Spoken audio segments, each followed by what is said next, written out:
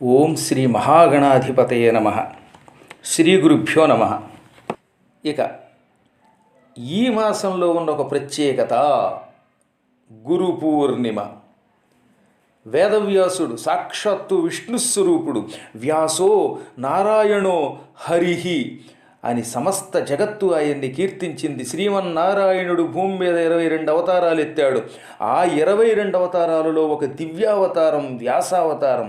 సత్యవతికి పరాశరునికి మహానుభావుడు వ్యాసుడు ఆషాఢమాసంలో పూర్ణిమ నాడు సరిగ్గా మధ్యాహ్న సమయంలో ఇంచుమించుగా 11:30 ఆ టైంకి ఆవిర్భవించినట్టుగా కొన్ని పురాణాలు చెబుతున్నాయి.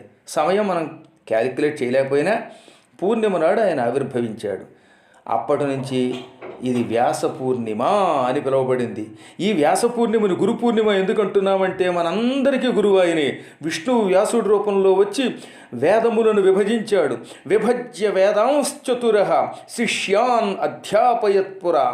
వేదములు 4గా విభజించి పైలుడు, జైమిని, వైశంపాయనుడు, సుమంతుడనే నలుగురికి ఋగ్వేదం, యజుర్వేదం, సామవేదం, అథర్వణ వేదం అనే పేరుతో 4 వేదములు అందించి వారిని అనుగ్రహించి మనల్ని అనుగ్రహించాడు.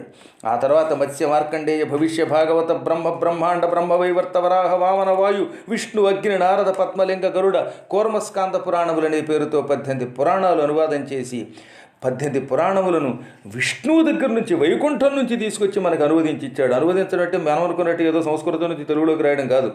విష్ణువు యొక్క చరిత్ర విష్ణువు ద్వారా విని దానిని మనకి అనుగుణంగా శ్లోక రూపంలో క్లుప్తం చేసి అందించాడు. అందువల్ల 18 పురాణాలను రచించాడు, 18 ఉపపురాణాలు రాశాడు, బ్రహ్మసూత్రాలు అందించాడు, వేదములు విభజించాడు, సమస్త ధర్మములు అందించాడు. ఇవన్నీ ఒక ఎత్తైతే 1,07,201 శ్లోకాల పైబడినటువంటి మహాభారతమనే ఉద్గ్రంథం కూడా ఇచ్చిన మహానుభావుడు. ఆ మహానుభావుడి జన్మతిథిని గురు పూర్ణిమగా జరుపుకోవాలి. ఆ రోజు ఉదయమే లేవండి, తలారా స్నానం చెయ్యండి, యథాశక్తిగా భగవత్ పూజ చెయ్యండి. తప్పక ఎక్కడున్నా గురువుని ధ్యానించండి. కుదిరితే గురువుగారి పాదాలు పట్టుకోండి, గురువుగారికి సేవ చేయండి, దక్షిణ సమర్పించండి, ప్రదక్షిణ చెయ్యండి, గురు పూజ చెయ్యండి.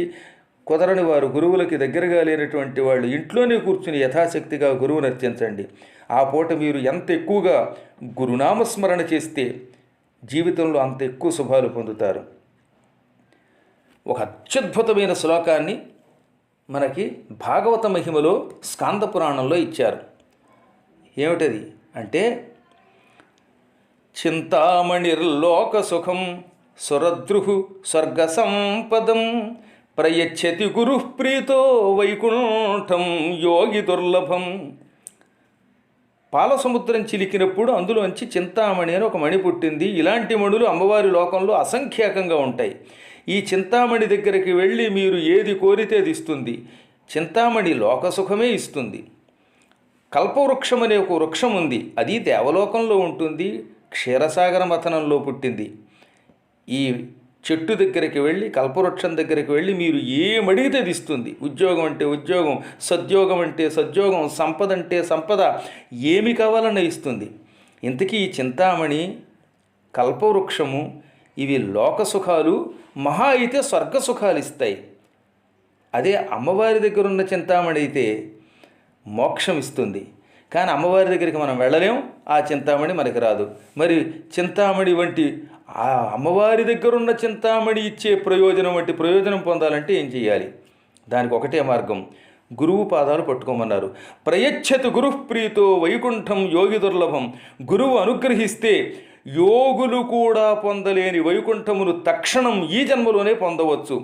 అందువల్లే గురువుని తప్పక పూజించాలి. తమ గురువే వ్యాసుని అనుకోవాలి.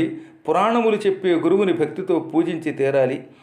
కాబట్టి వ్యాస పూర్ణిమ నాడు భక్తితో గురు పూజాది కార్యక్రమాలు చేసి భగవద్ అనుగ్రహం పొందండి.